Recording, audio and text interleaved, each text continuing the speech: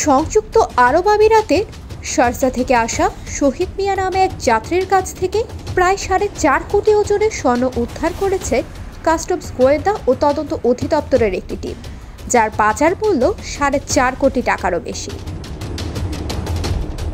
শুক্রবার 17 মে শুল্ক গোয়েন্দা ও তদন্ত অধিদপ্তরের সহকারী পরিচালক প্রদীপ কুমার সরকারের সই করা প্রেস বিজ্ঞপ্তিতে এ তথ্য জানা গেছে।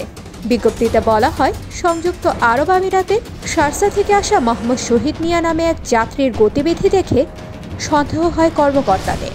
তাকে জিজ্ঞাসাবাদের এক পর্যায়ে তার পরনে থাকা জামা কাপড়ের পরিমাণ অতিরিক্ত বলে মনে হয়।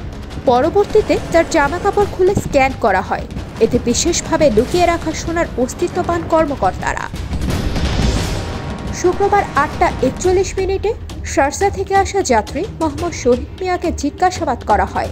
এ সময় ওই যাত্রী তার কাছে 100 গ্রাম ওজনের স্বর্ণালংকার থাকার কথা স্বীকার করেন, কিন্তু প্রকৃতপক্ষে তার কাছে 30 গ্রাম ওজনের স্বর্ণালংকার পাওয়া যায়। তার কাছে আর কোনো স্বর্ণ থাকার কথা অস্বীকার করায় তাকে তল্লাশি করে গোয়েন্দারা।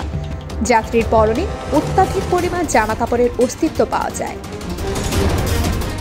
কাস্টমস কর্মকর্তারা জানান, জামা কাপড়ের ওজন অস্বাভাবিক মনে হওয়ায় ওই জামা কাপড় খুলে স্ক্যান করা হয়।